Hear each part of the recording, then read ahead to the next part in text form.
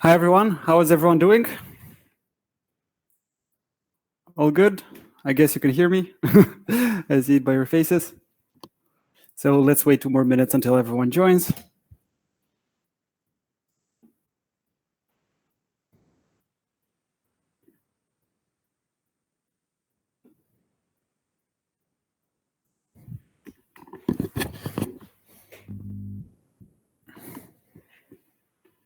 So 20 people in the call, 22.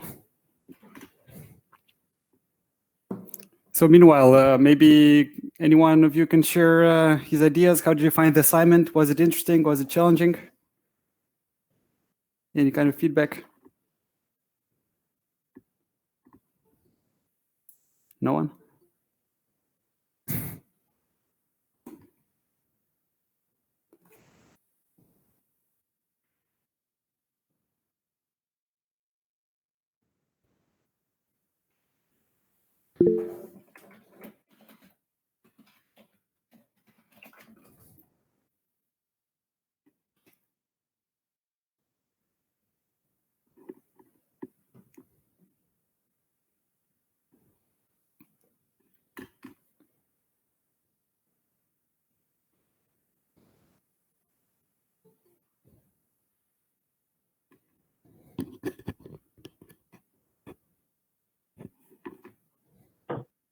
We can hear you. Cool.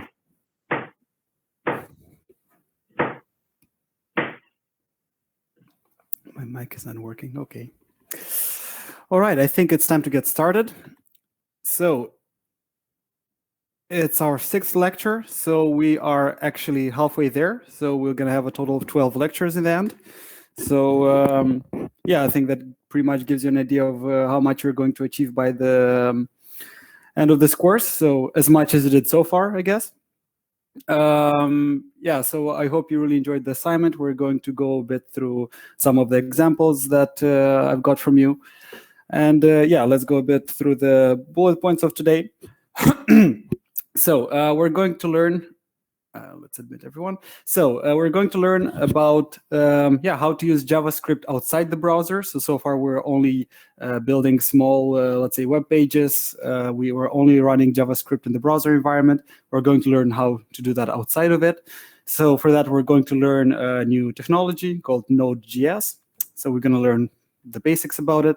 And then, yeah, we're going to learn some of the typical things where you would use Node.js or where you would use JavaScript outside the browser. So we'll start with a very simple thing, which is reading and writing from local files, something you're not allowed to do from a browser application. We're going to learn about JavaScript libraries. So far, we're only writing our own code, but now we're going to learn how to make use of open source libraries from all over the world.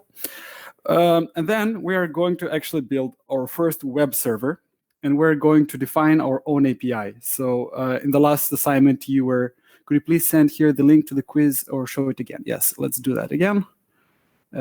Copy, paste. Yeah, the quiz is coming in a second. Yeah, so back to this. Yeah, and then we're going to actually learn how to build our own API, how to yeah, that you can then use from your website. Okay, so let's get started with the quiz. So you all know, yeah, you'll know what to do now, I guess. Yeah, this API is, yeah.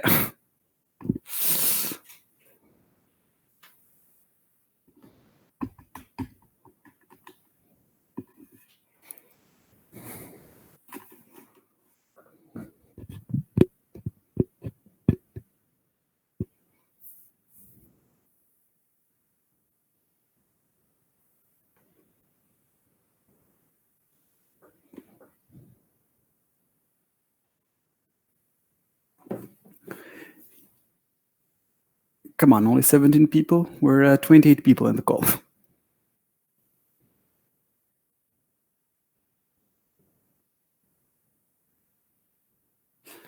Okay, is any one of you still having difficulties or something? Because there's still around 10 people missing. You having problems with the internet, your phone?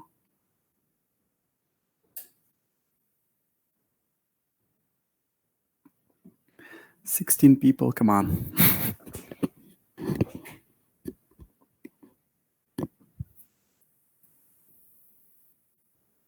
Yeah, I guess I'm gonna start. I'm gonna start the quiz, I guess. All right. If you can join in the meanwhile, yeah, please do. Otherwise, time goes. So we're gonna start right now. Question 1. Which one is not a valid HTTP method? So you probably remember we gave you this question in the introductory lesson. So maybe now with the new knowledge, you're able to answer it. So so which one is not a valid HTTP method? Get, insert, post, delete.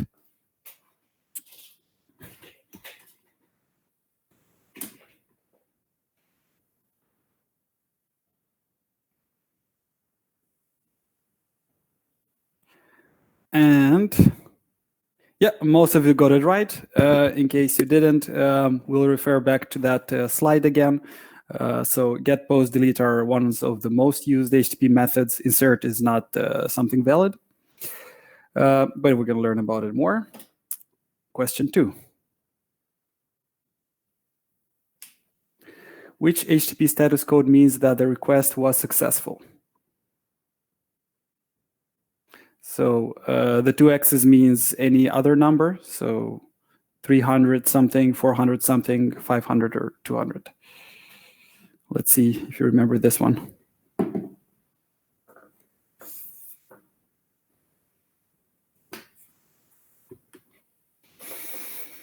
Okay. Time is up. So yes, so code 200 usually means a successful request. You don't have to learn all of them by heart, but you should know some of the typical ones like 200. 404 is something that you've probably seen a lot of jokes about, like page not found. And the others mean a different kind of errors that can occur in internet applications. Question 3. Hopefully it's readable for you on the phones. So what is the name of the component in this URL? So we're speaking about the green part right here. So how do you call those things? Let's see. Function arguments, query parameters, endpoint path, unique server identifier.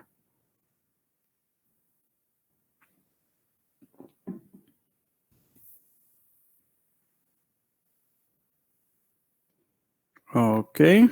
Yeah, again, most of you got it right. Quite impressive. So I guess at least on the theory side, everyone is really up to speed, more or less. So let's go further.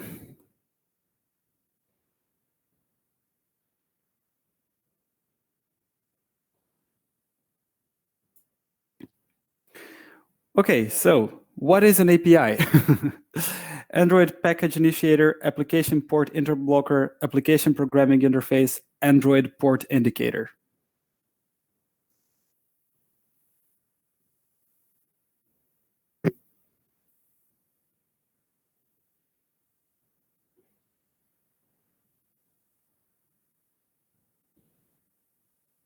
All right, so unsurprisingly, you got this one right, all of you, so good job. And the last, no, still not the last one, question 5. What will be the output of this code? And the /n means new line, just saying. So so this code will print out 2 words with in 2 different lines. So which one will appear first, or which one will appear 2 times or not? Let's see.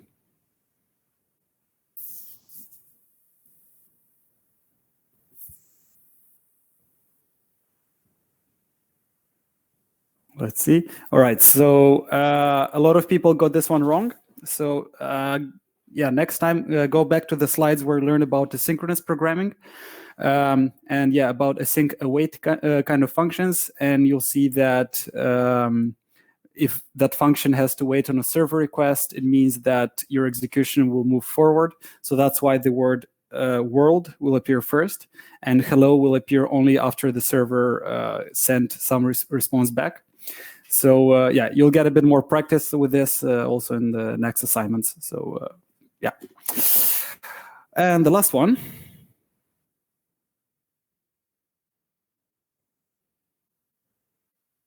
what JavaScript function can be used to run a function every X milliseconds? So let's say every 5 seconds or 3 seconds, you want to run something. Which function do you use for that? Set timeout, set interval, run timeout.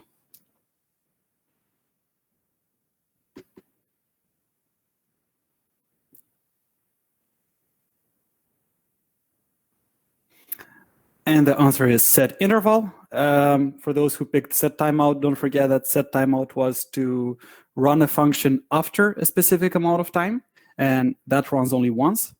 Set interval is for when you want to run it indefinitely multiple times. Okay, so that was about the quiz. Really good answers, I would say. Andrei Ranko, good job. Chinieri, I'm sorry if I'm spelling it wrong. Nikoshor, Alexandru Guja, Ezine, and Gaiduk Nikolai, really good job. Okay, so you're all pretty prepared on the theory. Hopefully you're ready for some new theory for today. And okay, this was supposed to be there before. So before we actually get to all this theory, I want to show you a bit of the assignments from the people from last time. So here I have a bit of showcase. Let's put this on full screen. F5. Yeah, there we go. This is supposed to go full screen. 1 second. Yes, there you go. I hope you see it on full screen. Actually, I'm not sure if it runs properly when I do 2 screens. Anyways, so some of the assignments that I found to be quite interesting from last time. Basically from Aposto Daniel, we got this COVID tracker where you can write down a country and then you'll get the statistics for that country. Quite interesting. The next one from Julian Ionel, we got a YouTube downloader, so also very interesting API he made use of. I think you use 2 APIs here, if I'm not mistaken.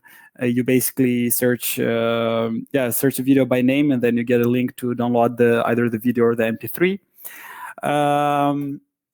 This one I also liked it very much from Hrustyuk Robert Gabriel.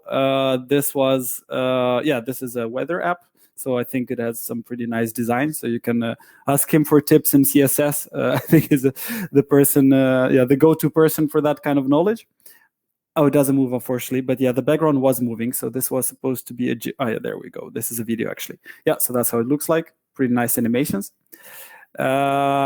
Next, from Michele Makar, we got Pokemon browser, I guess, so to say.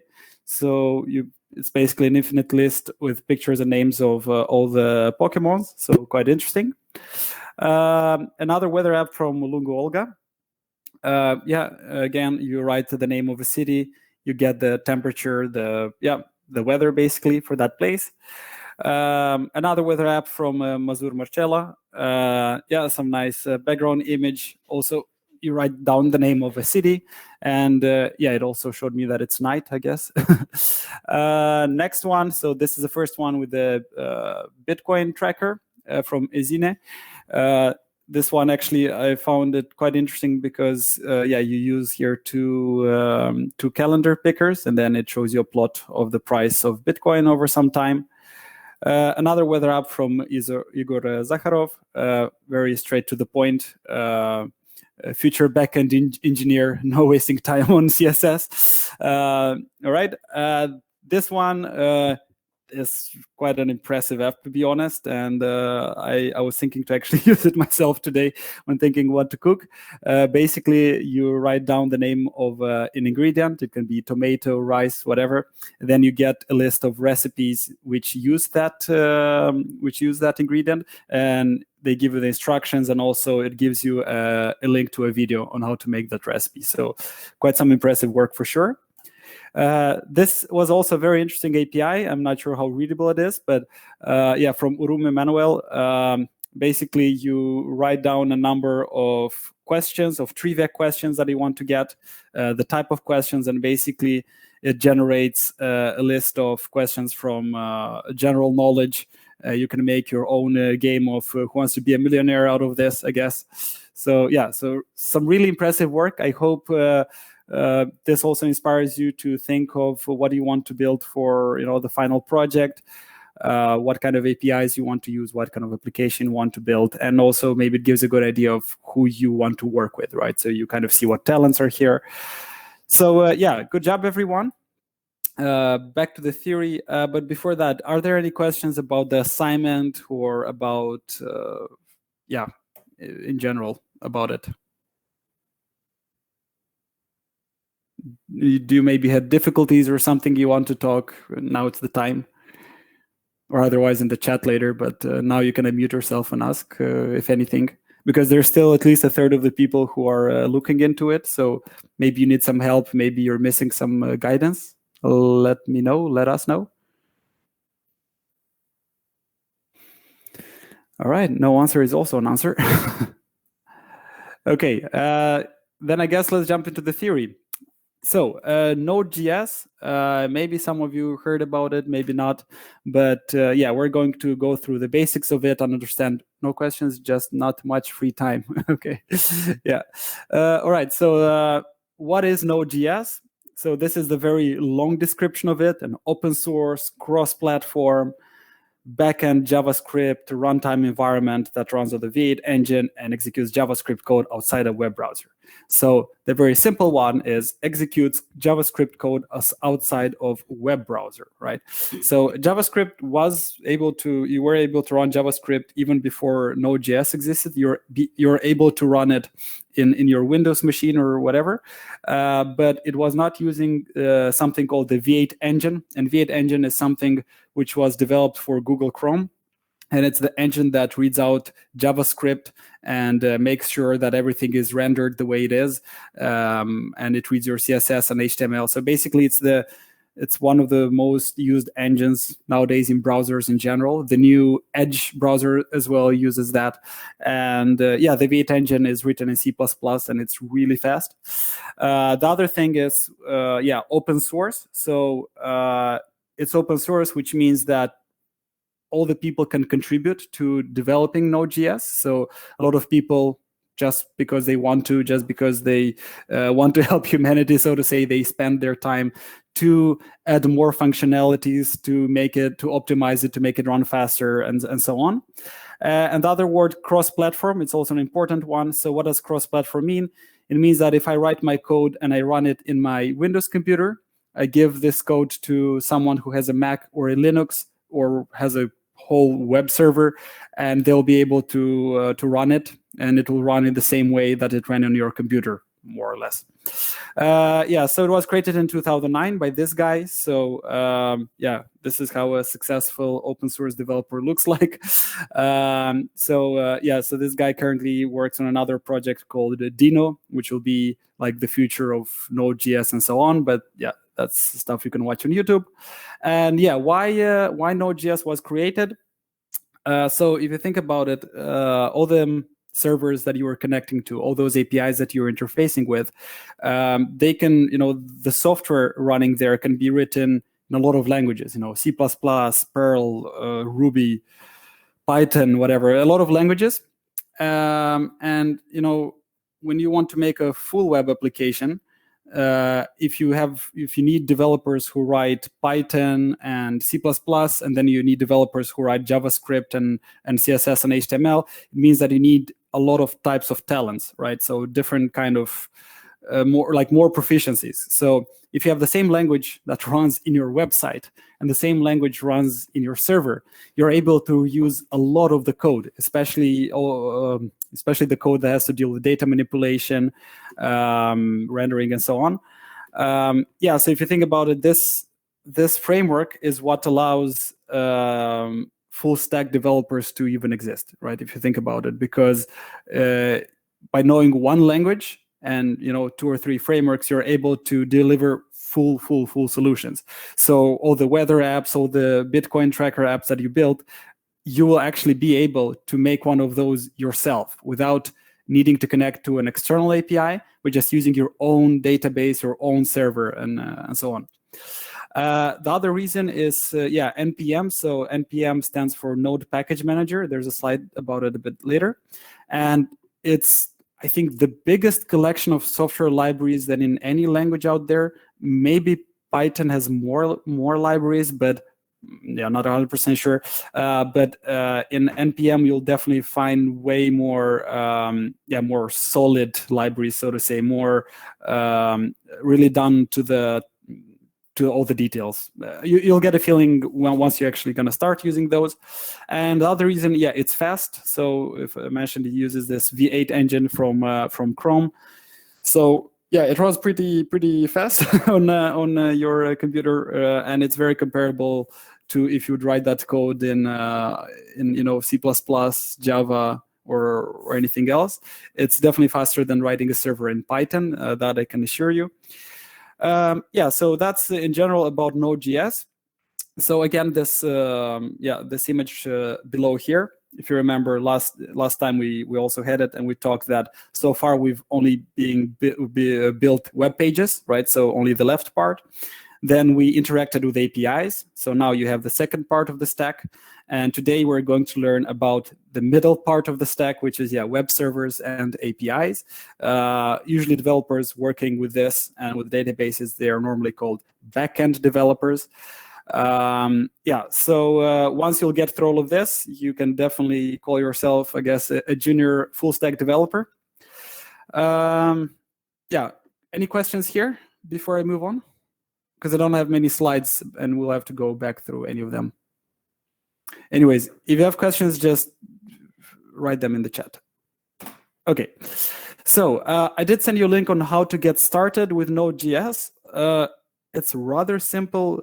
You go on the link, you download it, and you install it like any other application.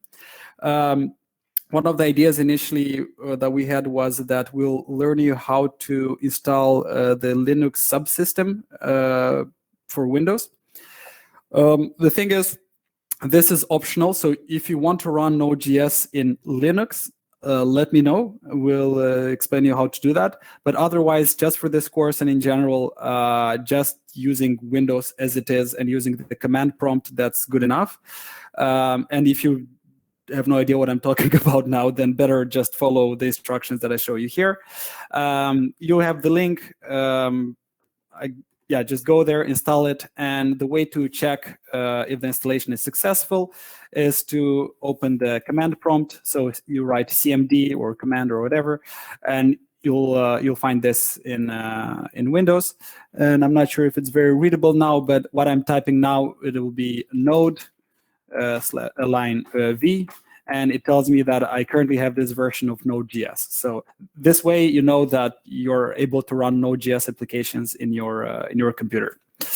So so once you have that, you're able to write JavaScript code and run it, and we're about to actually try that. Actually, let's try do that now. And the way this works, you again create a new folder. We're gonna call it my first server. We're going to open this folder, open it in Visual Studio Code. And we're going to make a new file. And the file naming really doesn't matter, but what matters is that it ends in .js. So I'm just going to call it, I guess, main.js or whatever. And in this main.js, we're just going to write JavaScript. So let's start with the first thing that we know. This runs outside the browser. So now I want to run this. So there's multiple ways you can run it with Node.js. You can open the command line, basically. And with the command line, you would need to actually go to that folder, but we're not going to go into that now because Visual Studio Code gives you a very simple thing. So now I'm going to click Control, Shift, and the button on the left from 1. So it's basically those, if you remember these delimiters. So you open all those, you click all those together. Or what you can also do, you can click up here on the menu called Terminal, and you do New Terminal. So in my computer, I have multiple kind of virtual machines and so on. But by default, most likely for you, it will open. You'll have the command prompt here. And funny enough, something doesn't want to work for me. Give me a second.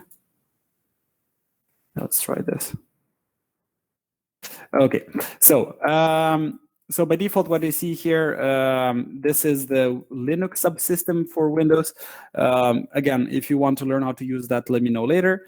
But for now, we're going to use the Windows command prompt. So what I have here, so we're going to learn two basic commands. So dir, if you write dir and press enter, it will give you a list of files in the folder that you're currently in.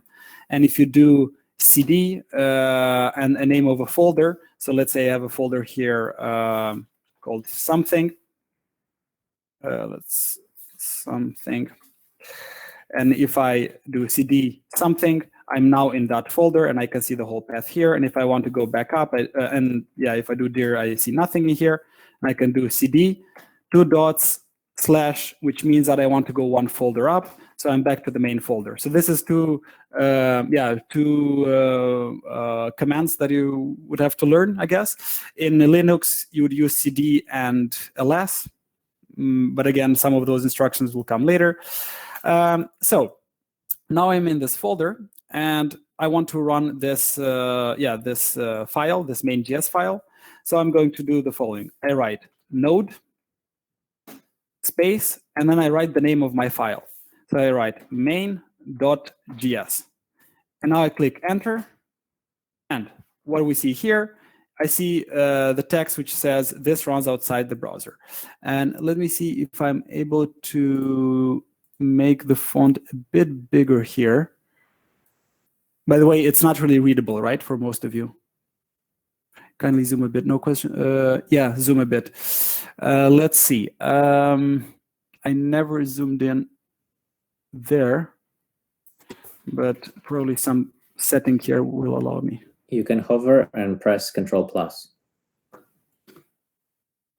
Oh, damn. Oh, I'm also learning something new today. Cool, Control+. Noted. Is it somehow better now, or do I do Control+ again? Yeah, it looks good to me. Okay, cool. All right, so again, I'm writing node main.js, and and it was executed. So instead of that fancy console from Google Chrome, you're going to have basically, you're going to see the text in your console. Now, also something useful, when I click the up arrow, the last command will appear. So I can click it again and I run the program again. And now, so everything you're able to do in JavaScript, let's try to do this. So everything you're doing in JavaScript so far in the browser, you're also able to, so you're also able to do that here. So declare variables,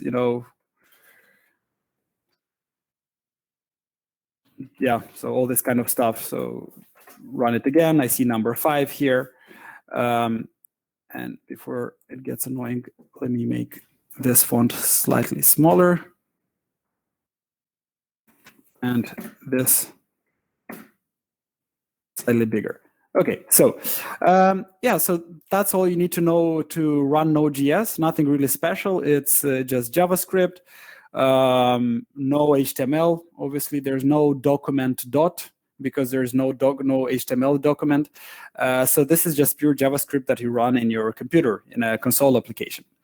So let's see now what can we do with this, right? Like you can do the same calculations, you can do whatever you did in JavaScript, in normal JavaScript in the browser, but yeah, you have no document. So the main usage of Node.js and the initial idea was to use it in web servers. But before we build a web server, it's important to show you a bit about what is NPM, right? So the NPM is a Node package manager. So if you go on this website, was it npmjs.com? So if you go to this website, what it tells you, build amazing things. You're able to search for packages here, and let's go a bit through the basics of how. Actually, before how we use it, I'll show you like how do you find packages and what are those. So let's say you want a library to crop your images. You do something like crop image. And now we have a list of libraries and their description explaining what do those libraries do, right? So, for example, we see a library called the GIMP and tells you it's an image processing library written entirely in JavaScript. And if we look at the details of it, we get the GitHub page of it. We get some explanation on how to use it, on how to install it, how to pretty much cut an image, do other stuff. Let's say we want something else like, I don't know, what's a typical thing? Yeah, a QR code generator, for example. Yeah, we see a lot of libraries, and as time goes, you learn how to pick from those libraries to understand which one is good, which one is maintained. There are certain things that you have to look when you add a library into your code. Let's say there's this library called Awesome QR. We see that it's 949 people are downloading this weekly, so that gives you an idea of, is it used a lot, is it not? When you work in companies, it's important to look at the type of license, but we're going to have that later in a course. We're going to talk about those. And what we see here, they always give you a get started, how to add the library, how to create a new QR code, and so on. So we're not going to go into details of this specific library. Maybe this is not even a great one, but more or less that's a concept of NPM. And also, apart from just making use of libraries from all over the world, it's also something called a dependency manager. So a dependency manager in terms of software, it means that you have this automated tool which makes sure that all the libraries that you have are compatible with each other and are at the right version. Right. So let's say I make use of a library like this one to create QR codes for an application of mine. Let's say I make a ticket application that generates a code, and you use that code to enter a concert or something. And let's say that application runs there for 3 years. But in the meanwhile, the people who are maintaining this library, they're also updating it from time to time. Like if you click on the versions, we'll see that, yeah, a version has been posted 3 months ago, 2 months ago. Some people use a certain version, and why not? So the thing is, that code changes from time to time. So obviously, your code, the way it interacts with this library, might have to change as well, right? So NPM is something that takes care of those headaches, so to say. In the beginning, you're not going to have to deal much with the dependency problems and so on, but it's very important to be sure what kind of libraries you're using and how you're managing them, because if you want your code to work in 10 years the way it worked back then, you have to be sure of what you're adding into it. So yeah, let me now show you how you'd use Node.js with NPM. So if you installed Node.js, it means that in your command line, you also have another command called npm. So going back to Visual Studio Code, so getting back to our folder. So now we just have a main.js file. So for now, we only showed you how you run a node and just that file, and that file gets executed, so pretty simple. But normally, when you would start a new Node.js project, you would start with the following command. It's npm init. So if anyone is doing this in parallel with me, this is the command in the chat. So when I do npm init, it means that I tell the Node package manager that I want to start, I'm making a new project. So I click npm init, and it starts giving me some questions. So it tells me, give me the name of the package that you're building. So by default, it takes the name of the folder. I'm going to call it, my first web server, let's say. Yeah, so that would be the name of our application. Click enter. It asks you what version it is. So it's the first time we're building this, so version 1. Descriptions and so on. Then it asks you which one is the file. So the entry point, that's an important one. So what is the name of the initial JavaScript file that has to run? So you can have a lot of files and folders and subfolders, but your code has to start executing from somewhere. And that somewhere, in our case, will be main.js. So it automatically detected that we have such a file there. We're going to click enter. This is also not relevant. Click enter again. Enter. Author, if you want to put your name, sure. And then you click enter. License, not relevant. So it asks you if this is what you wanted to do. You write yes, and then you click enter. Now, we see that a new file has appeared in our folder called package.json. So this package.json is a very important file, and you have to be very careful not to touch it when you want to work on a large project, or if you change something in it, you have to be very careful what you're doing. So this package.json file contains all the information that we just described, right? So what's the entry point, what file should run first, the name of the project, the author, and so on. And it has some other stuff that yet we don't understand, but we're going to understand it a bit later. So now, yeah, to run my main.js file, I can still continue doing that. That still runs fine. This package.json doesn't do anything with me.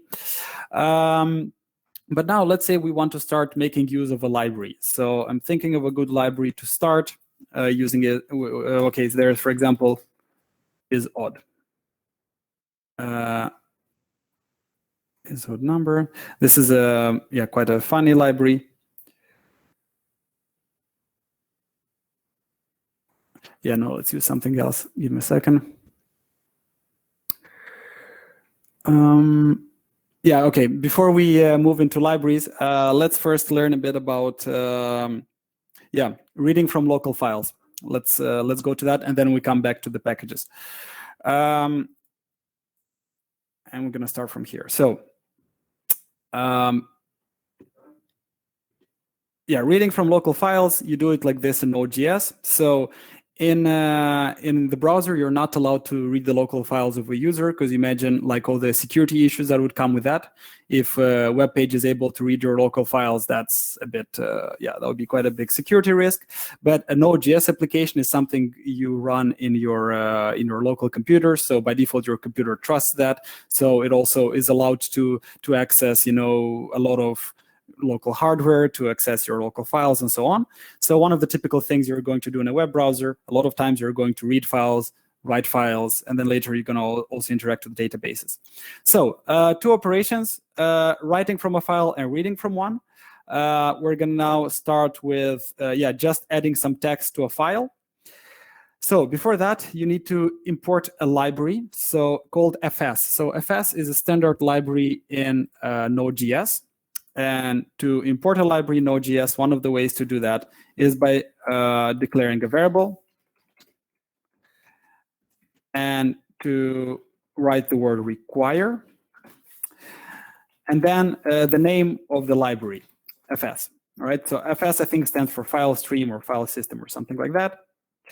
Now, let's delete everything else. Now, let's say I want to write a file with some data. So we do fs.write file. So there's two ways to do it. There's write file and write file sync. So for now, we're using the synchronous version, but it's also possible to use a asynchronous one, which means that if you use the synchronous one, it means that you can leave the sub-process that is currently writing to a large file while the rest of the your code moves forward. But for now, not to induce much confusion, we're just going to use the synchronous version because it's easy to read and it's simple, it's step by step. So the first argument is supposed to be the name of a file. So we're going to write, let's call it data.txt. So txt, maybe most of you know, it stands for a simple text file. Then you can open with Notepad. And the next is the content that we want to write. And the content is supposed to be a string in this case. Later, we're going to learn about other types of data, that like binary data and more advanced ones that you can add to a file. But for now, we're just writing text to a file. So we're going to write, Node.js wrote this here. So far, only these 3 lines of code, 2 lines of code actually. And I'm going to run it. Again, node main.js, enter. And what do we see here? On the left, a new file has appeared, data.txt, with the text that we wanted it to be there, right? So yeah, quite simple. You write the name of the file and the contents that you want to go to it. So it's as simple as that, I guess. Now, let's say we want to read the contents of that file. So I'm going to comment this out so I don't write it again. And for that, you need to create a variable which will store the data from that file. So we're going to call it data from file. And the function is the following. It's fs.read file sync. And it takes only one argument, and the argument is the name of the file. So it's called data.txt. And then, yeah, of course, we want to print that. And we're going to say the following. We're going to say the file contains, and then here we're going to put that variable, data from file. So I guess unsurprisingly, if I run this program again, this is what is written down. This file contains 2 dots, and this is what was inside the file. So Node.js wrote this here. Yeah, so this is with working with simple text data, but a lot of times you might need to store, let's say, more structured data. You want to add some logic in there. You want to ensure that, yeah, there's a proper, let's say, structure in such a way that you can easily extract, multiple types of information and so on. So one of the ways to store information is JavaScript objects. So you've tried them already into assignments, you know what's the whole use of them. So we're going to do the same thing, reading and writing from a file, but with an extra step. We're going to store an object to a file, and then we're going to read that object and read its parameters. So there's 2 functions that you have to learn apart from that, and one is json.stringify and json.parse. These 2 functions do a very simple thing. Stringify takes a JavaScript object, so this sum object, and transforms it into text format. All right? So it actually takes each of these elements, like each character, and transforms it to a text. So yeah, let's see how does that look like. Maybe it gets more clear. So yeah, const object, whatever, and we're gonna create this object. Yeah, so an object with 2 parameters, size and color. And if we print this object, so if I'm going to print it, let's run it. We see that this is we see it's an object because each of the elements, it's like delimited nicely, and you can use object.size.color.whatever. So it's an object, nothing surprising, I guess, so far. But now, if we want that object to be saved in a file, we have to transform it to actual text, right? So now we're going to create another variable. We're going to call it my object has text, whatever. And we're going to use this function, json.stringify. So stringify meaning transformed to a string. And inside here, as an argument, we're going to use the object. Now I want to print this after I print the object itself. So first we're printing the object, and then we're printing the stringified version of it, so to say. So we run the function again. And what we see here, the first one, this debugger shows it to me as an object. We see that the parameter is in a different color. There's a bit of like spacing here and so on. And then if we take a look at the next element, everything is kind of taken into this delimiters. And we see that, in fact, what this is, the way your computer sees this, it doesn't see size, color. It actually sees just a bunch of letters, one after each other. So why it's important to do this transformation is because you transform it to something that any computer, any program can understand. Text is something understandable by any kind of program. JSON or JavaScript object notation is not, it's something that is from JavaScript, and every language has some sort of interpretation about it, but about that a bit later. So this is a very simple function. It takes an object, makes it to a text. And now, let's say we want to save that text somewhere. fs.write file sync again. File sync. Name of a file. Let's create a new file called my data dot. So nothing stops you to actually also make it a txt, but something advisable is that you make it in a format that makes sense. And one of the formats is called JSON. So the JSON format is something that you should understand no matter if you do JavaScript or Python or anything like that. It's a way in which data is stored in computers, in web servers, and so on.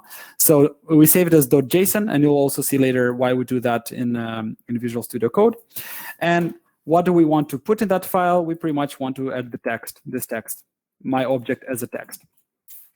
Let's save. Let's run the program. And what we see here, this is our file, mydata.json. So you can see my Visual Studio Code has detected that this is a JSON file, right? So which means I can do Alt-Shift-F and actually arrange it nicely. Yeah, so I also see here that this was auto-detected, that it's a JSON format. And basically, JSON file, it can store, information, static information that even if I stop my computer and I start it again, the file is still there and I can reuse it in my web server. A lot of times people use JSON to transfer information, to store configurations, to anything that you don't want to disappear once your program gets restarted, so to say. Also later, you're going to learn that this is also a very common format in which you store data in databases. And yeah, it's very important to get familiar with this kind of formatting. So that's about writing. And now let's say I want to read the information from that file. I'm going to now comment all this out, and I'm going to do const my data equals fs.readFile sync. So now we're going to read that file. So the file is called, one second. So the file is called mydata.json. Oh, yes, sorry. As a string, of course, it shouldn't be like that. Yeah. Now I want to print that. So now if I print this, yeah, I see there's something not really clear, not really understandable for me. Is because when I read this file, I do not, I do not specify what kind of format am I reading, right? So it just shows you every bit and byte that came out from that text. But let's try to print that as a piece of text. So let's say the file contained, and now we're going to put this variable in here. Now if you print it, we see that, yeah, the file contained, and we see that JSON file. But again, this is still text format. And yeah, the way to prove this to you is that if I do mydata.size, if I just write this and I try to run it, and let's try to print it actually, mydata.size, it tells me undefined. So basically, mydata.size does not exist because my data is text, it's in string format. So in order to actually recover your object back as it was, you do the following. Let's say we make a new variable, yeah, my object or whatever, and we use a function called json.parse. json.parse, and as an argument, we put that text. So this function takes in as an argument a piece of text, checks if it can be transformed to a JavaScript object, and then it transforms it, and then you can use it in your program. So now if I'm trying to read the size of my object, I run it again, and I see XL. So yeah, I'm actually able to read that parameter now. Yeah, so go back to this video whenever you need to use these two functions.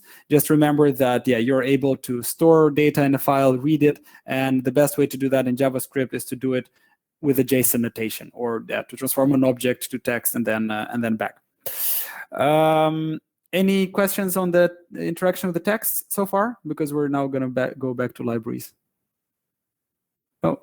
Okay, cool. All right, so back to the libraries. Now we're going to try to learn, how to use, libraries in Node.js. And the first library we're going to learn how to use, it's called Express.js. And what is Express.js? Let's go back here.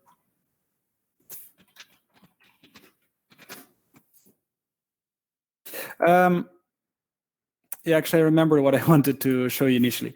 Let's start with a very simple library that, let's say, you would use in your application. Let's say you want something that generates random names of people, right? And you don't want to connect to an API. You want your own server to be able to do that. So most likely there's a library for that. You don't have to reinvent the wheel. So let's write random name generator, and let's see if that gets us anywhere. So no, we see this one, random fruits name. That seems quite interesting. Why not? Let's see how it looks like. So we see that 326 people are using this package weekly. It shows you how to install it. We're about to go into that.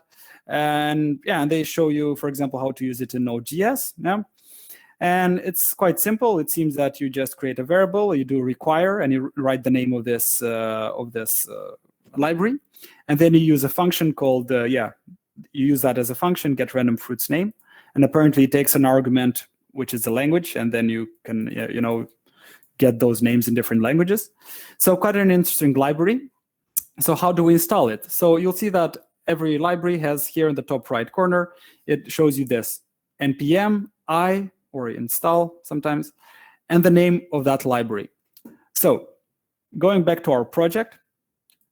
So again, to be able to use those libraries, you first have to do the npm init, and you have to make sure you have a package.json. Let's first clean up a bit some of the files that we created here, or the data files. Let's clean up the main file. Just have this for now here. Now, we want to install that library. How do we do that? You either copy this command from here, or you simply do the following. npm install name of our package. So the name of our package is, again, random fruits name. So you want to copy it exactly like this. Control-C, right-click. So what will happen when I click this? This npm program will download all the files related to this project. It will add them to my project, and then in any of my files, I'll be able to make use of that library. So you click enter, and now you get all these loaders here. It tells you it's doing some kind of stuff and so on. And in the end, it tells you that it added one package, and then it gets some other information about vulnerabilities and so on. So again, those details will come later. And now we see that some magic happened here in our folder. We go back to the package.json, and we see the following. We see that we now have something called dependencies. And in these dependencies, now I see the name of that library. So, and a version of it. So what does this mean? It means that whoever I'm going to give this program to, I give it together with this file called package.json, and whoever wants to run this program, npm will automatically know which libraries have to be installed for your program to be able to run. So that is now a dependency, right? Now, because in your project, you're going to make use of that library. For you, that library is called a dependency. So now we also see that there's another folder called node modules, right, that was created here.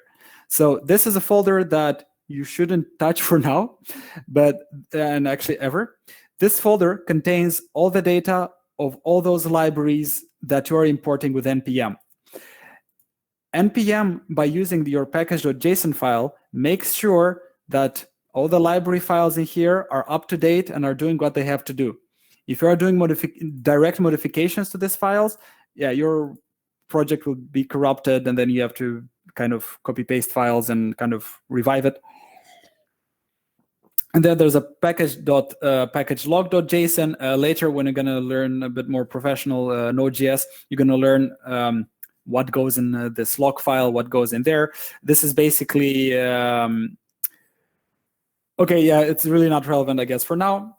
For now, what's important is that the package.json file contains all the libraries that you're going to use. And every time you add a new library, it will appear here, okay? Now, let's actually try to use that library. So we know that we imported a library that creates random names of fruits. And yeah, let's just copy paste the code from the example, why not?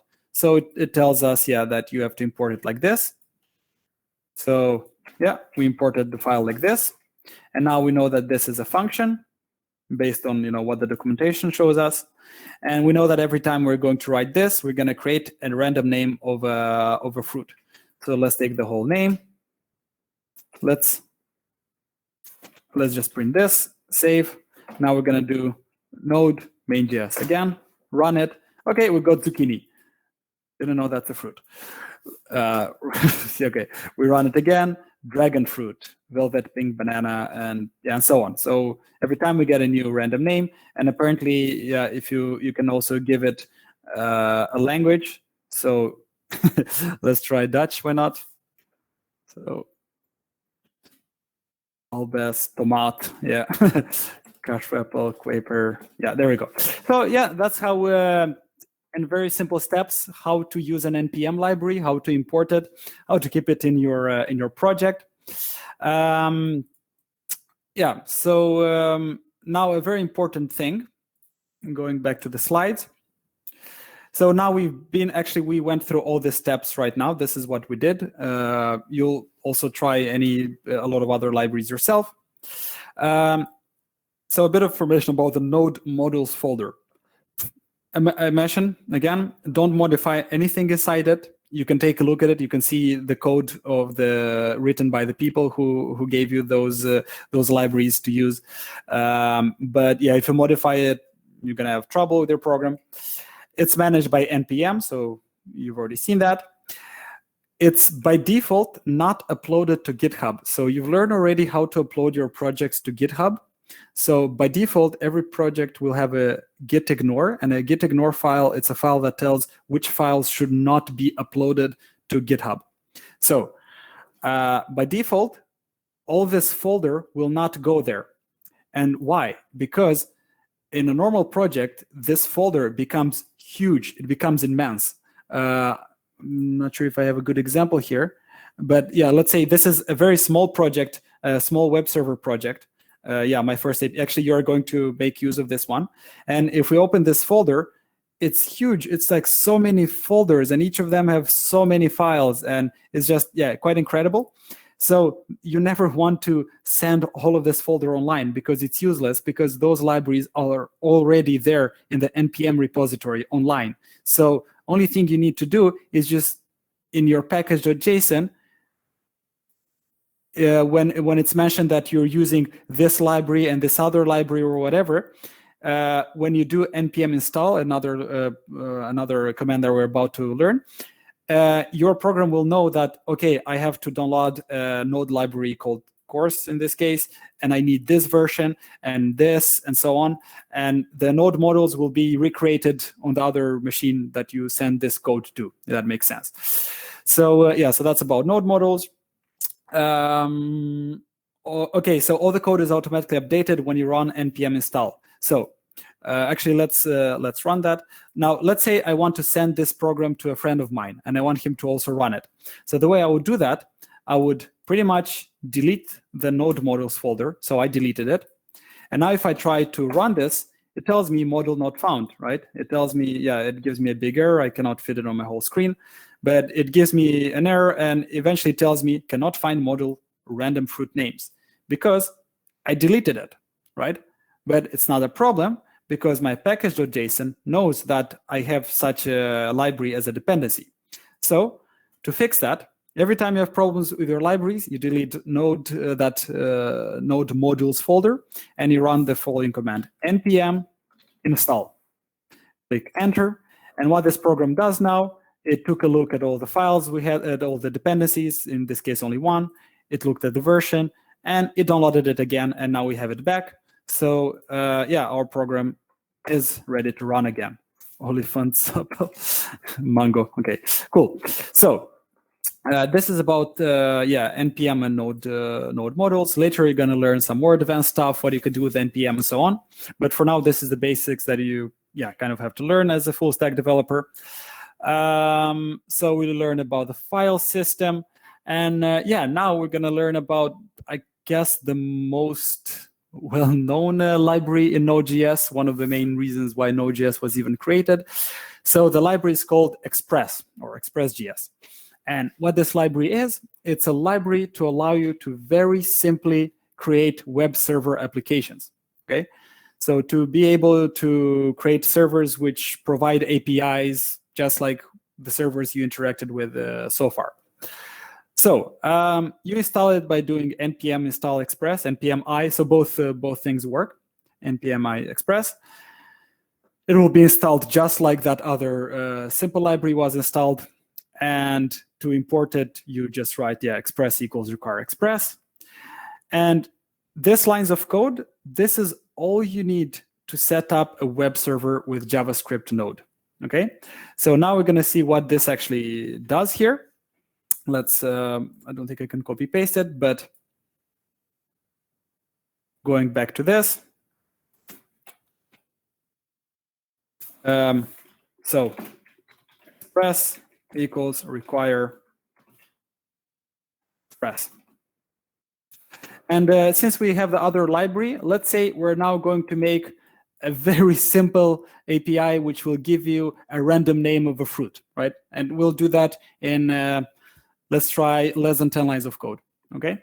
So we now imported this Express.js, and if I try to run this, let's save it, and now I try to run it. Again, it tells me that this model was not found. And why not? Because I have not installed it yet. So now we're going to install it by writing npm I, or install, whatever you prefer, express. Enter. Yeah, this library is slightly bigger than just a random name generator, but apparently it was added quite fast. So now if we get back to our package.json, we see that, we have express as a dependency of our project. So it means I'm actually able to run this, this line right here. So I run it, I get no mistakes. And now let's actually create the web server. And the most basic things that you have to do, first of all, to import this is how you imported the library, but now we have to define an app. We define the, I don't know how to abstractly call that, but you need to define, the main object that is going to define your API. Usually it's called app, let's say. And you create it by typing this. So this is stuff that you just learn it as it is. This is nothing, let's say, dynamic or so on. Like you just kind of learn this by heart.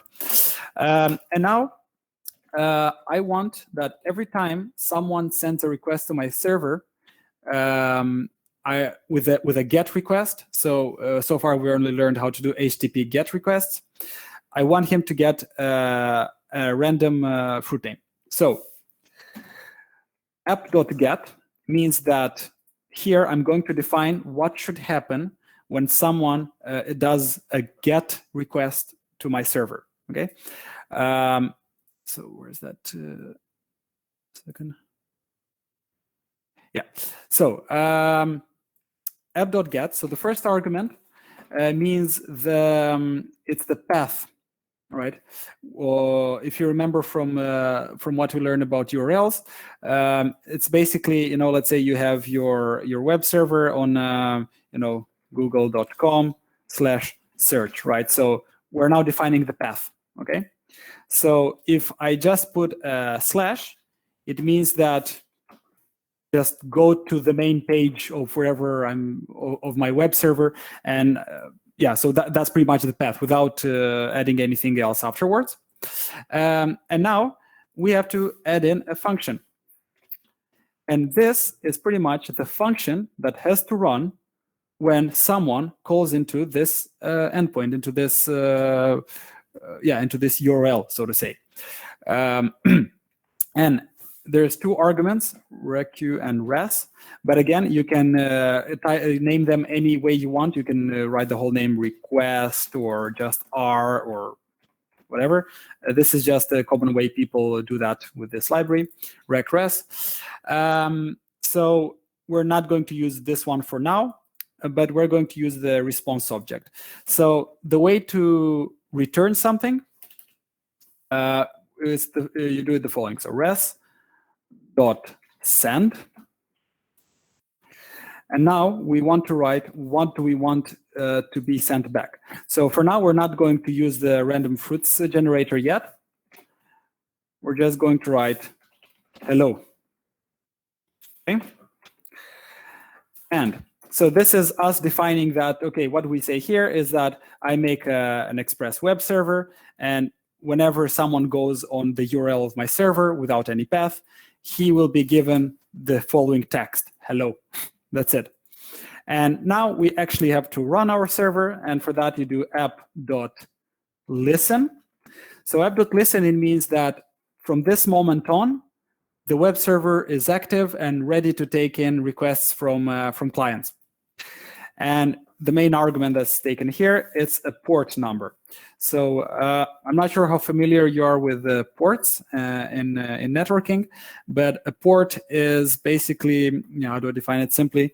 It's basically, every device, every network device, let's say your laptop, your phone, any web server, you have a list of ports which applications use to communicate, right? So if we go to a web page, normally you use port 80. So normally you don't see those ports in links in URLs because they actually have names. But let's say, maybe some of you played online games and you remember connecting to, let's say connecting to a Counter-Strike server or a Minecraft server by, typing down an IP address. Yeah.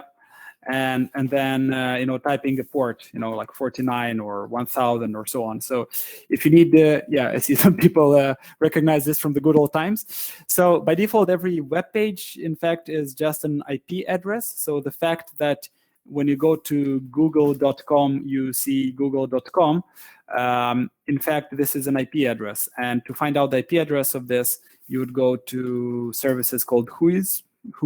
Yeah, I can look up. And with the services, what you can do, you write down a domain name. I'm going to look it up. Let's think like this.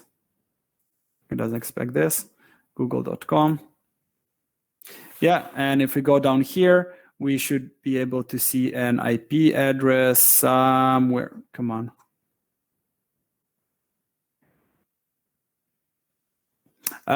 I can do it simpler. Just open the command line. Actually, we can use the same command line here. There's a command called ping. So ping means that you're sending kind of like a hello request to any kind of server all over the world. And for example, if I do ping google.com, I see that I'm sending something to an IP address. I see it's a very long IP address because this is a new standard. But to simplify it, let's go to something more simple like ping 9gag.com. And well, we see that, in fact, the page 9gag is hosted at an IP address, which is this one. So in fact, if I copy paste this IP address, go in my browser and type in this IP address and I click enter, okay, direct IP address, not a lot. Okay, that's a bit of a security thing implemented nowadays. But basically, if I go to this, I should be able to see the 9gag website. But that's a bit of the new security stuff nowadays. But what's important to know is that, every web server has an IP address, and you are accessing it through some port. That's kind of the idea. So. So in the same manner, the server that you're about to create here with Express.js, it's also going to run on IP address, your local IP address of your laptop, and you're going to run it at a port. And let's say I define number 3000. It's quite random. There are usually some of them which are allocated for specific things, but honestly, the number doesn't really matter. So let's run this this program, node main.js. Okay, so nothing is shown now because we're not printing anything. But what happens, our server is currently running. And in order to stop it, I have to do Control-C. So now my server is not running anymore. Should we type to see the list command? So the list command, if you're in Windows, you use dir. If you're in Linux or this other thing, Mac, you use ls. So this is if in your command line want to see the list of files. Is that good enough? Hope. Anyways. Yeah. So we're going to run our web server again. And now, let's interact with this web server. Let's see it. The most simple way is to open a browser. And what we're going to do now, we're going to go to my local IP address. So a bit of basics about networking. your local PC, if you want to send information to your local PC, your local IP address is either this,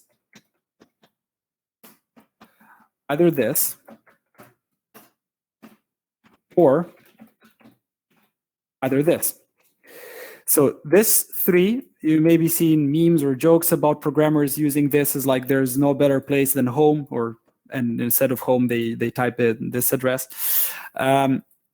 Also, you also have a local IP address, and to find out that local IP address, you'd use a command. Let me remember which one is in. I think in Windows it's ipconfig. Yes, ipconfig. Yeah, thank you. Yeah, so so in Linux it's ifconfig, and in Windows it's ipconfig. We get a lot of information here about our network and so on. But what I see here, I see an IPv4 address, and this is an address in my local. In my house, where I have my local router. And if, let's say, I am running a web server on my laptop, and let's say my girlfriend wants to access that web server, she would access it by using this IP address.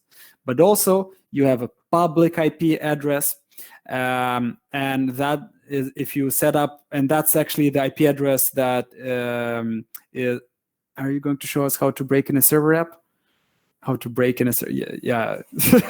I can send you links about ethical hacking, but yeah, we're not going to go that deep into this in this course. Yeah, and also your router has a global address, or I think how do you call them? Global addresses, public addresses. There you go, which can be used if you want to make your web server to be accessible by other people all over the world.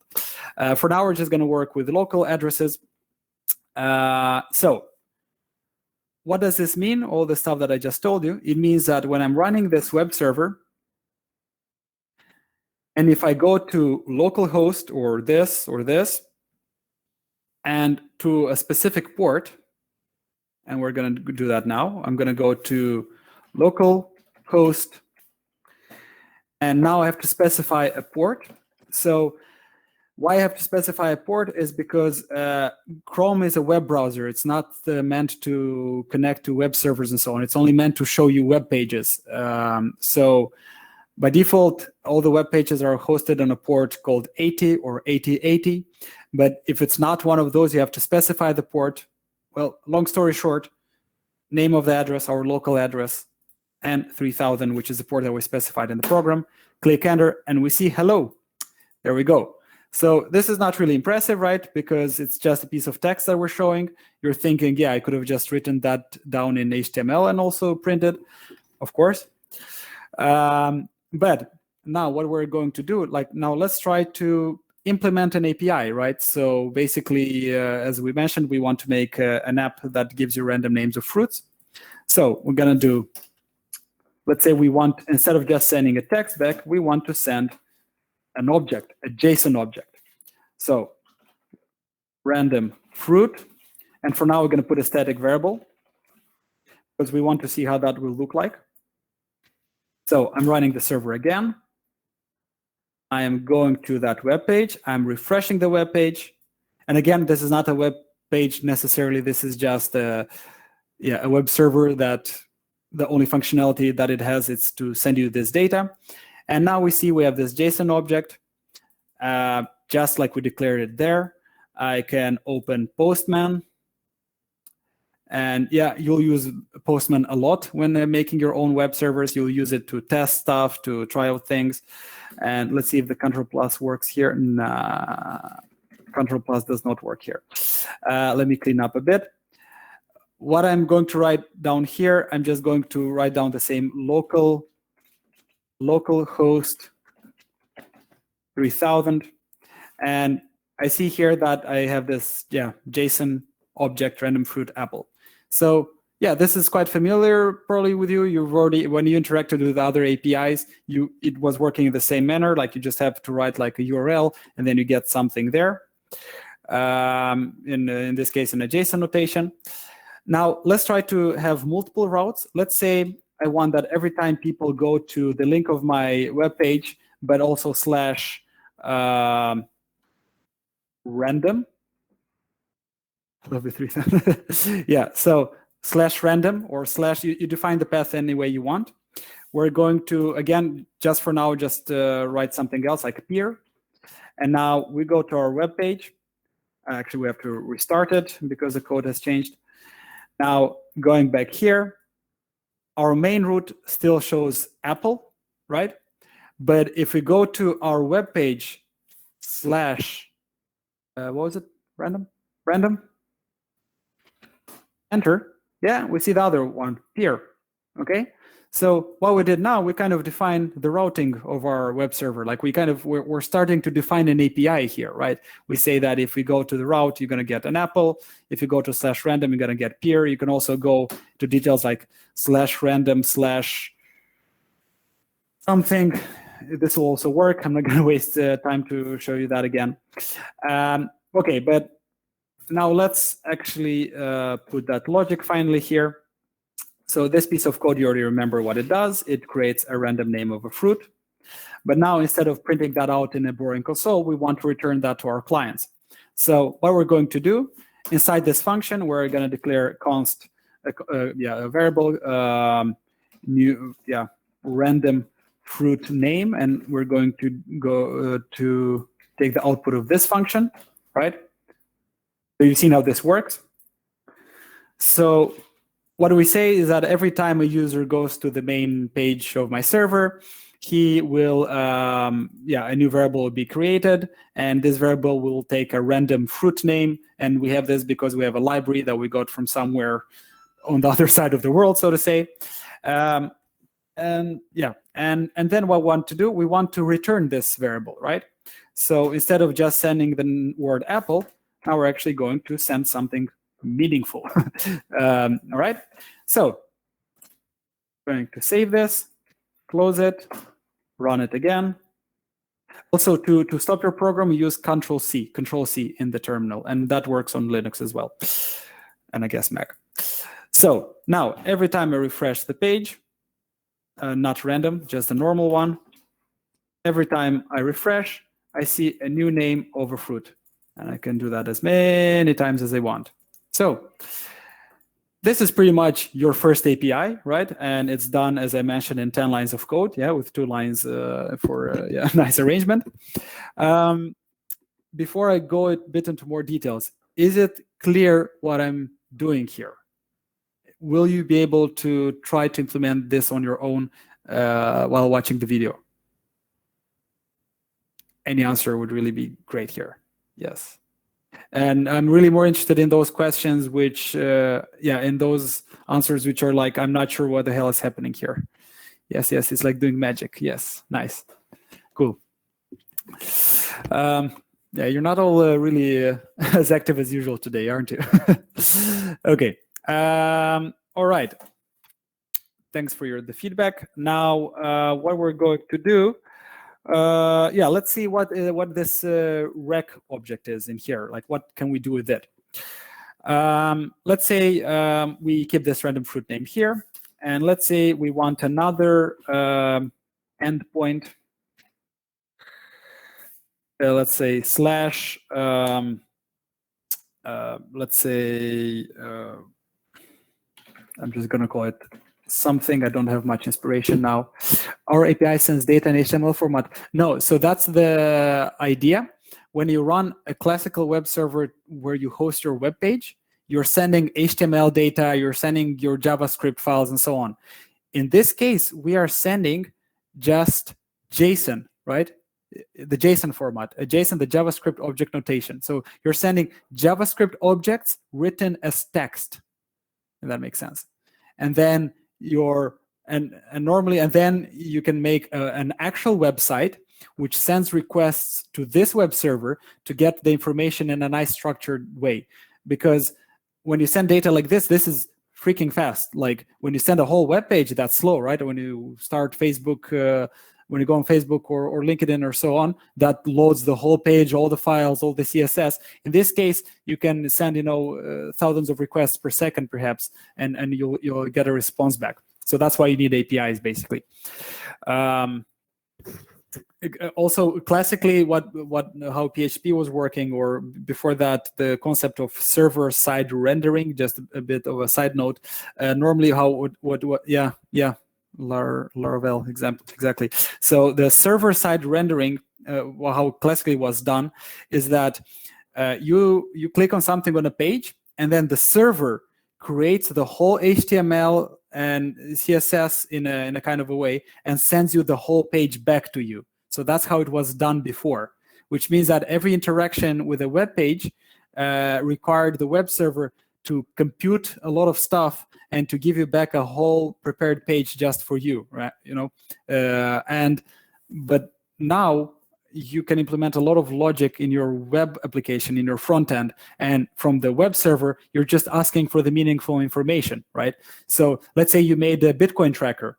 So classically, in the old days, the way that Bitcoin tracker would work, if Bitcoin existed, would be that every time you hit refresh, every time you click a button that says, give me the price, instead of just giving you the price, it will send you the whole page again, populated with that price and the plot. But in this case, what you're able to do is you program that plot yourself in the front-end application, and your server only sends you, a small array of numbers, and then your application knows what to do with those numbers. No need for that whole data to come there and back. But yeah, more information on server-side rendering and client-side rendering. You can ask me about it for JS. There's Next.js. Yeah. So it's also possible to do that kind of stuff in JavaScript, but this can be a really long conversation because there's a lot of pluses and minuses. Anyways, back to this. Let's say we also want to have, let's say we want to use query parameters, right? So you remember those.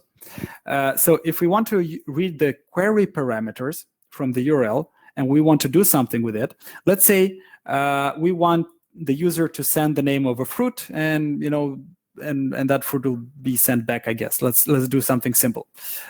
Give me 1 second. Yes. So let's first log what is this request object? What does it contain? What is it? And every endpoint that you're defining like this, it has to end up in some sort of response, because if you don't end up with a response, your client will be hanging, waiting for a response. So you always have to return something back. For now, we're just going to return something static. But what we want to do, we want to kind of see what is this request object. So we're going to run it. And now I am going to go on my page /something. Yeah, we see that data, but that is not something. It's not what we're looking for, because what we're looking here is all this big object right here. This is a request object. It's huge. And what is this object? This contains all the information about that connection between you and between the client and the web server. It has a lot of parameters, a lot of stuff that you'll probably never understand all of it, but you have to start understanding some of it. And what do we want to read? And we want to read, basically what we want to do, we want to read if there's any query parameters sent by the client.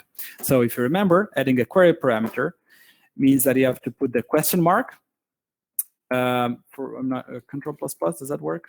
No, doesn't work. Anyways, so what I'm typing here is the same URL, question mark, and I'm going to write parameter, let's say called fruit equals apple. So this is still the same URL, right? Like nothing really changed, right? Like every time I refresh it, same stuff appears here because it's the same URL, but it's a different query parameter. And now I have to tell the server what should it do with that query parameter, right? Should it do anything with it? So to get the query parameters, you have to use this rec object, and you have to do rec.query. And now let's print that out. Instead of printing the whole object, we're just going to print rec.query. So now every time a client is trying to access that endpoint, I refresh it. I see that the client is sending a parameter called fruit with the name apple. And then let's say add another parameter, and you delimit it with an and sign. You know that from the last lecture. Color equals, without the delimiters, yellow. Enter. And we see that the client is sending us a request at this endpoint with those two parameters, and they're given to us in a nice object kind of manner, so then you can actually do something with it, right? So refresh it, and then you're actually also able to, let's say, do something with that data. So let's say you add another parameter here called your fruit, and your fruit is going to be rec.query.fruit. So if the client sends a query parameter fruit, it will be added here to the object that's sent back to him. Yeah, quite useless, but just for you to understand the concepts. So now if I refresh, I see my fruit is apple, right? So if I say my fruit is banana here in the link, this happens inside the URL. If it's not really seen, like this is the link that I'm using. Yeah, if you click it, nothing is going to show up. But like this is what I write down. I showed you in the chat. So that's how you work with the query parameters. And now there's another important thing to know, dynamic paths, all right? So let's redefine this as fruit. And then when using these two dots, I'm not sure how you call those in English, when you use these two dots and you now define a colon. Yeah, exactly. Okay, and you define a name. Let's say fruit ID. And you can also, so what does these two dots mean? It means that a client is allowed to send a request to my web server /fruit/ and now this is a dynamic parameter. So if I print rec.params, yeah, params, I'm going to delete this query part. So if I print this, I'll see the following. I refresh the page, and I have to go to /fruit/ and I'm just going to write some gibberish. I click enter, and I see that text appearing here. So instead of adding it as a query parameter, you add it as a dynamic path parameter, I guess. Yeah. So yeah, banana. And again, I can also send something back to the user like your fruit, whatever, and it's going to be rec.params.fruitID. I'm going to run the server, restart it. This should have worked. rec.params.fruitID with a big letter. I'm sorry. ID, like this. Run it again. Refresh the page. And yeah, I can see that by going to a different /fruit/ something, I can get a different response here. Well, yeah, you'll never do stuff as simple as this one. What you'll most likely do, you'll have to encode some logic. Something typical can be, let's say, you're making an application to manage, let's say, students in a school. And let's say if you want to go to the file of a student, you'll probably go to a link like myschool.com/student/studentID. And here you'll write a lot of logic of extracting data from the database and so on. And then what you'll do is that if someone tries to access /student/some ID, you'll get the information of that student. And if that student does not exist, then you should return some information like this student does not exist, right? So this is, something quite typical. A good example again is 9gag. Let's say we see a post, and if I click on it, I see, you can take a look in the path here. We see that it has some unique ID. So /9gag/gag/some sort of ID. And if I type in something random that comes to my mind, and if I click enter, it'll tell me, that this page has not been found. So this is something typical implemented in web servers. And at the API level, this is the same. This is the way you would do it. Okay, so is it quite clear how to work with query parameters and dynamic paths? Is it clear what these things are, how you access them? I shall assume yes. Yes. Cool. Yeah. Nice. Get back to the video as many times as you need, and a really big lot of info for me. Yeah, I know it's a lot of information, but if you want to really be a full stack developer in 3 months, unfortunately, this is how you should really, you have to go through all of this. And trust me, this is a very fast path that we're taking. We're taking a really easy path. And this is, we're lucky because there's stuff like Node.js, there's JavaScript nowadays, and so on. Back in the days, you would need at least a year to be able to make a full stack application because you need to know more languages, more frameworks, and just setting up a web server, like you've seen how we did it in less than 10 lines. Back in the days, this would be just an incredible amount of work. Okay, now let's get into some more meaningful kind of web servers that you would be able to build. And yeah, spoiler alert, you'll also build a web server in the next assignment yourself. So yeah, so we've been through the basics of this now. I posted a nice example in our GitHub again of a very simple web server, which allows you to add fruits, to create fruits, and delete fruits from a list. When are we going to start React? Hopefully next time. Yeah. In 2 lectures, basically. That's kind of it.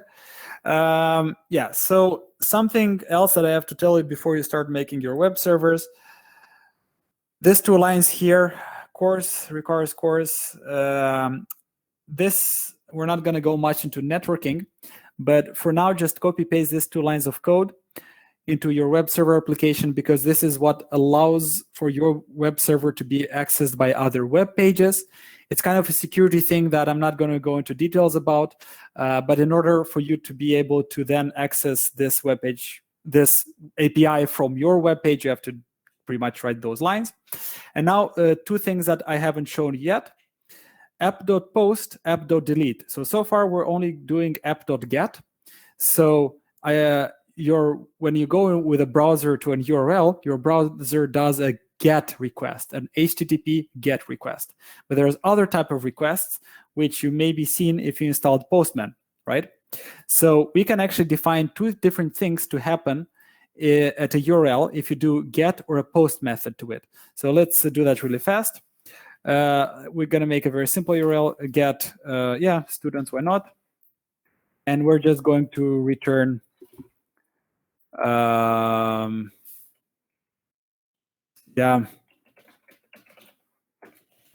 student list. I'm kind of running out of time, but let's try. So let's say if someone sends a GET request to my URL/students, we want him to get this object back. But if we want absolutely at the same URL, but with a POST method, we want maybe something else to happen. And maybe you'll make a function that allows you to add a student into a list or whatever your application does. But let's just, for the sake of the demo, write a message. Message, whatever, you have added a student to the list, whatever. So now we see that we defined 2 different functions for the same endpoint, but with 2 different HTTP methods. All right. So now we're running the server again. And if we go to this page, so /students,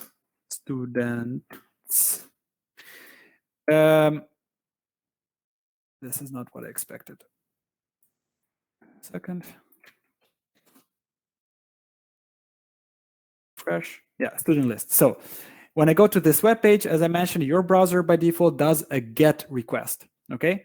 So yeah, that's exactly what we defined here, that we expect this when someone does a GET request. To actually do a POST request, you need something like Postman, or you actually need to write some code in JavaScript or whatever other language. So now we're going to get to the same URL, students, going to send. And again, I get the student list again.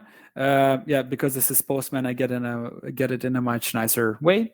But now here in the left side, I can pick my my kind of request. So these are all the type of HTTP requests. So yeah, also if you remember it from the question earlier in this lecture. So the next one is post. So now we're going to do a post request. Hopefully in the video you'll be able to see this. Otherwise, let me know and I'll make a small screenshot later. And now when I do send, at the absolutely same URL, I get this other message that I expected to get, right? So you as a web developer, is absolutely up to you what you define as a GET request, what you define as a POST request, what kind of query parameters you expect. You as a developer, you define that.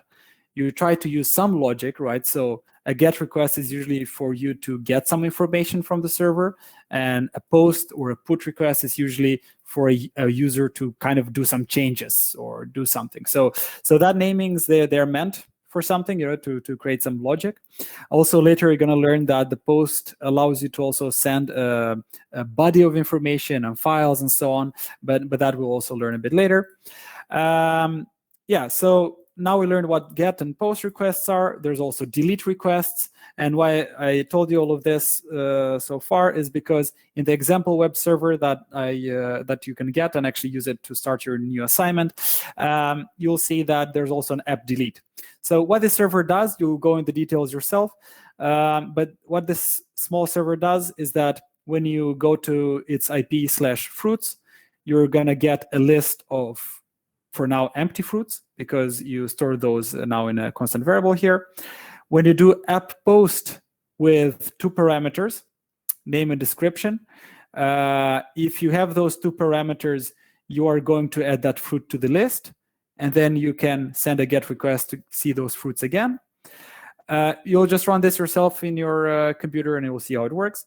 And then you're also able to delete a fruit from the list by using its ID in the list.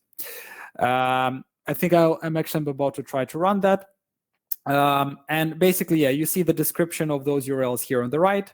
So yeah, using a get method on this, we'll do this, and so on with the description. And you probably recognize this from when working with other API documentation. So for the previous assignment, you see that, and to some extent, every website that provides an API will some sort of try to make some sort of documentation for you to understand, okay, what kind of parameters are expected,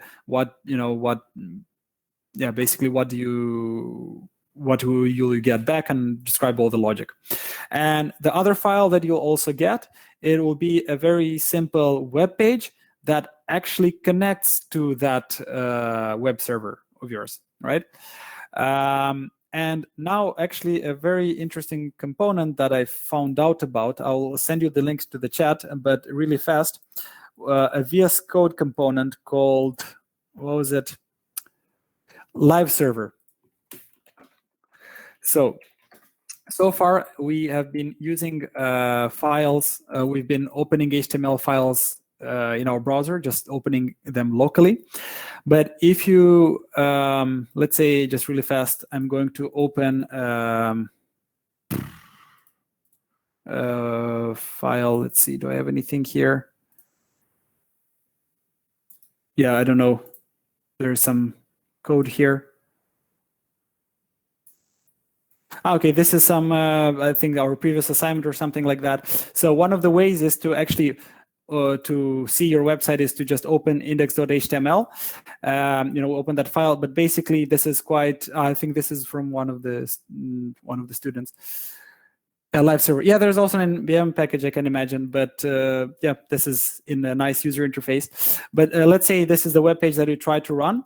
You open it with code. You open this index.html, and if you install that component down here, you will have something called Go Live. So when I click Go Live, starting, now on my local address at this port, I'll have my web page actually hosted. So it kind of simulates an actual web server where you actually host a web page. Also, it's also possible to do that with GitHub. So I'll send you a link on how to do that. I've seen a lot of you already did that in GitHub, so that's pretty nice, quite impressive. Yeah, so why you want to do that? It's because you actually want to simulate how your web page will run in an actual web server. And also you see that it's running at a port. So in this case, it was running at port 5500. You have to make sure that your other web server, the Node application, runs on a different port, because if they run on the same port, it's either not going to work or I think it's going to be messed up or something. So you have to put different ports. So let's say 3000 for your Node.js and 550 by default there. Yeah, so that's about the live server. And coming back here. Yeah, so this webpage which we're about to try out, this webpage interacts with that, yeah, with this web server, and you can find it on GitHub, and it's under lecture 6, and you have two things here. So my first API. So all this code here, yeah, it's really huge. You cannot read it. And my first web app. So a simple index.html, which actually connects to that. So now in now in our Node.js application, here we have our console down here. It looks quite awful at this font, but now what we want to do. We want to actually go to this folder. So we always use the CD space, and we first need to go to lecture 6. Yeah, so I'm now in the folder lecture 6, and if I type dir, I see here the other directories which I'm in, but I also see the thing on my left. And then I do cd my first API, enter. So now I'm in this folder. So now you remember the npm, actually I don't have to do any npm installing or anything, but when you get these files, you'll have to do npm install, and automatically all the packages will be installed. So that will be Express.js, this web server library. And to run it, I'll just do node index.js, run. Oh, and we have an error, and we have the error because there's another web server running at that port. So we stop the other one, close it, and let's try to run it again. So yeah, now that web server is running, and to test it, I'm going to go now to localhost 3000 / I think fruits. I sent, and I want to do a GET request. Yes. So when I do a GET request, I get an empty array, and yeah, that's the first step, thing that our application does, because there's no fruits in the list.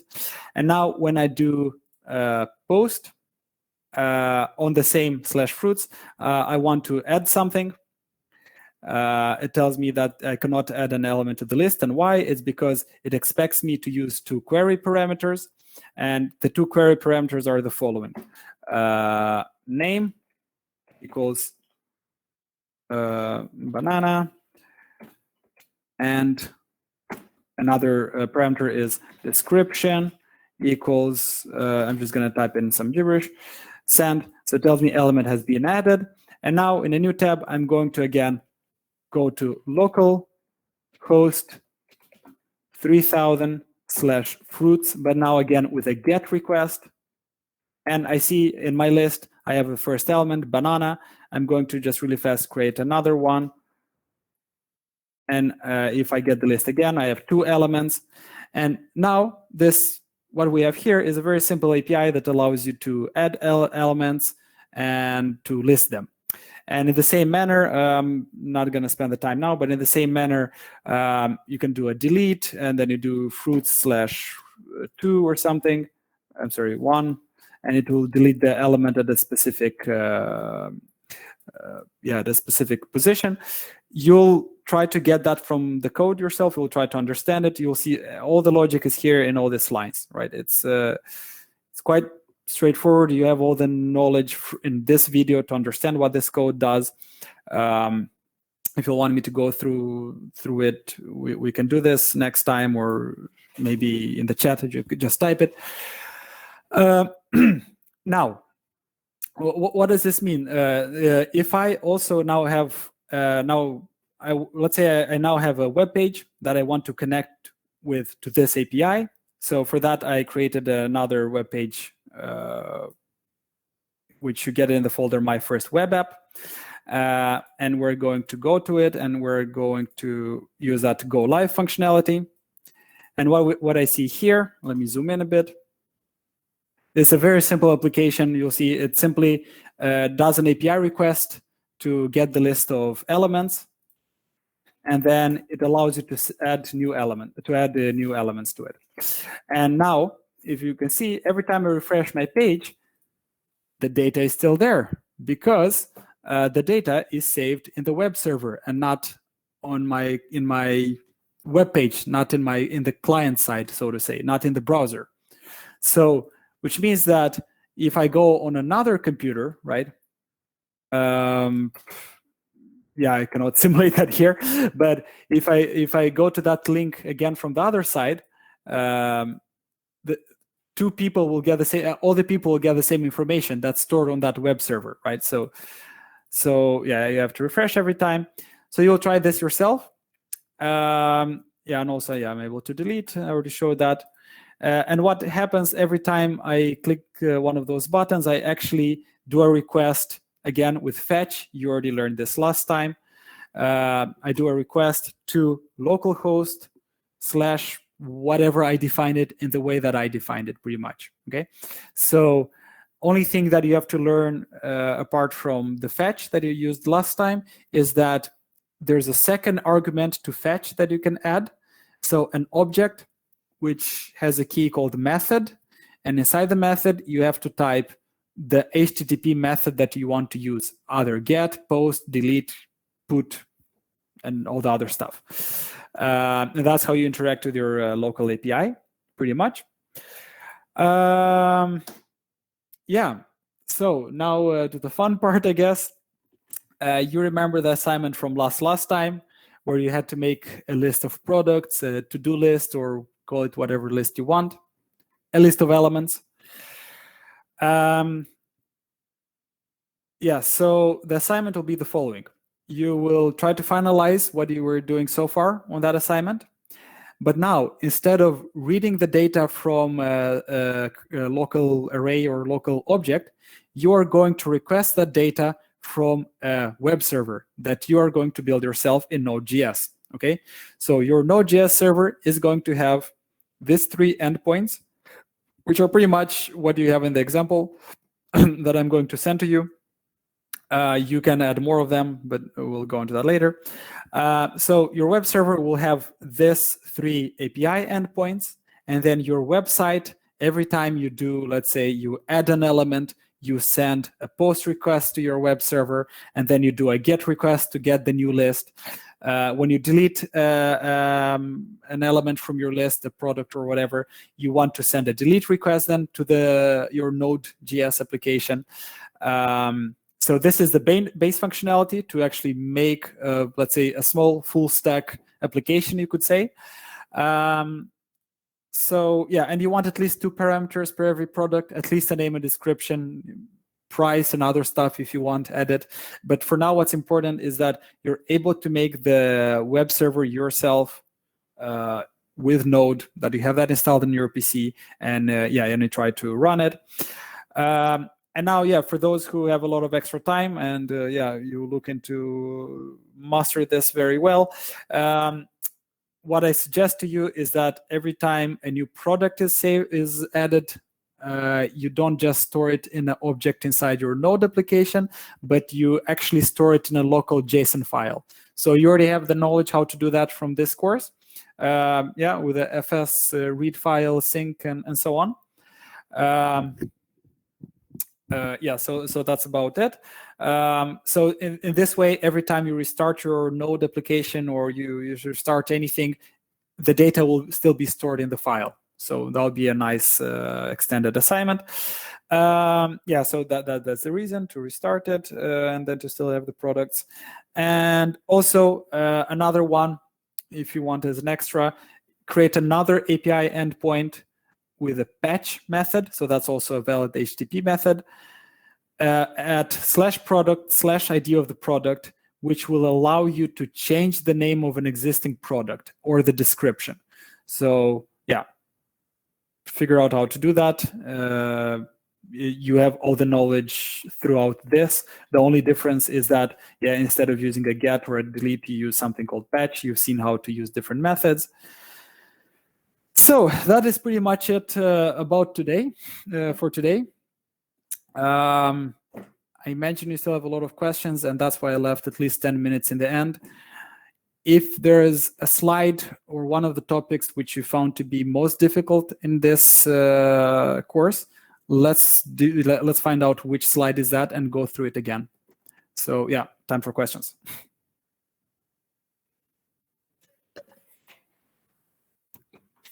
Really, was it all that clear, or do you just prefer rewatching videos? Well, yeah, you can't really start doing something without trying them. Yeah. That's at least my perception. So I would definitely come up with some questions after I start doing the assignment. Yeah. Yeah, cool. Then, yeah, what I suggest, the very first thing you try, install Node.js. You have this on the slide here. Install it, make sure that it runs. Create an index.js file and try to print stuff in your console. Just make sure you actually have it up and running.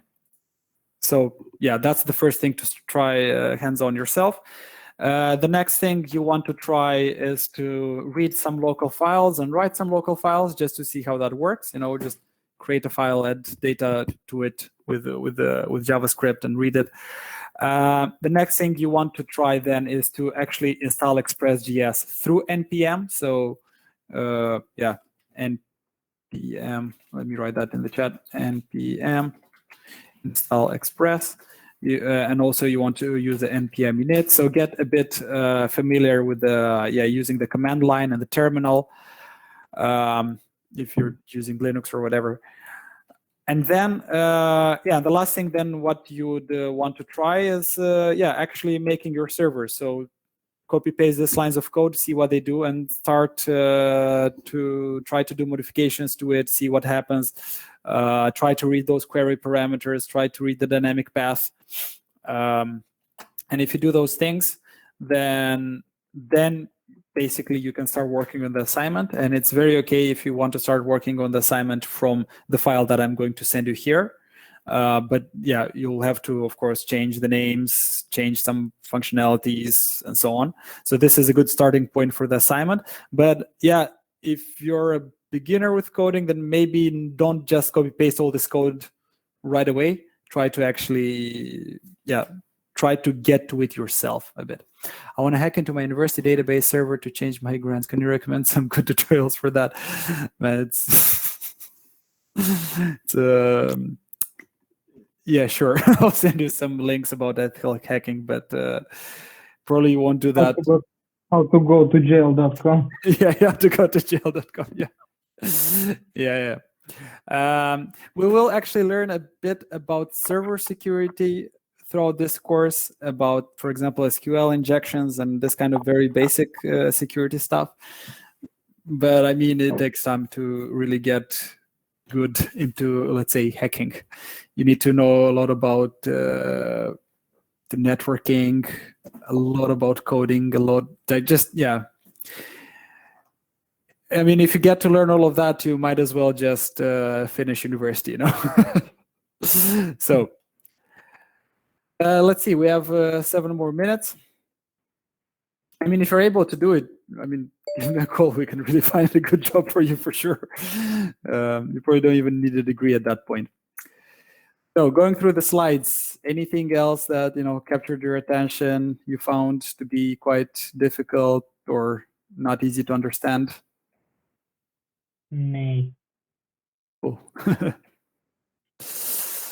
Right. What can I say?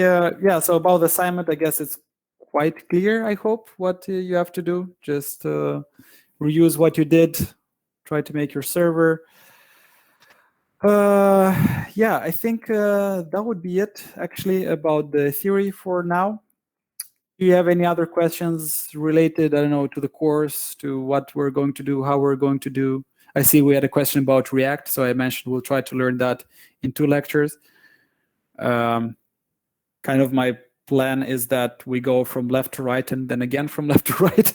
So we'll try to learn about all the stack from this image right here. So we'll learn databases next time. So that's what we're going to do. That's going to be, I guess, fun. And we are going to then go back to how to make more modern web pages, so to say. And from there on, you'll have all the knowledge to actually, start working on a project on your own in teams of 2, 3, or even 4. We'll see a bit how that works. But I think from last lecture till now, are we going to use Postgres SQL? So I thought of using Postgres SQL. It's quite standard, but we're going to learn a bit about the new stuff. So we're going to learn MongoDB. So no SQL databases. So this is used quite common now in a lot of web apps, and they're quite a successful company. They went public recently, so they were successful, at least last time I checked. So as you can see, just a company that makes databases, and it's an open source one, and they're doing quite great. And we're going to use MongoDB in Node.js. This is what we're going to do next time. But we're going to learn a bit about SQL in general and what is it, and a bit of theory on databases. We'll definitely go through that before we do. What do you think about MariaDB? Yeah, that's a lot of them, but MariaDB also looks like something, I guess. It's also for MySQL, commercially supported. Is it free? Is it open source? Yeah, I guess. I mean, I'd never heard about this one specifically. I can tell you the ones that I know. Fauna DB. This is a good database, multi-purpose one. DynamoDB from Amazon. But more of this we'll have next time. We'll have a list of types of databases and the most well-known databases. GraphQL. This is good type of database if you use for for social networks or for entities which are interconnected. This is quite interesting, but definitely not for beginners for now. So for now, we're gonna focus on this on MongoDB. Anyways, if you have no more questions, or you do, Maria's relation to be like Postgre. Yes, I think you're right. Yeah, I guess. Okay. All right. So thanks for being here. I will see you next week. Good luck with the assignment, and we're waiting for your questions as usual. So I wish everyone a nice evening. Goodbye. Bye. Thanks.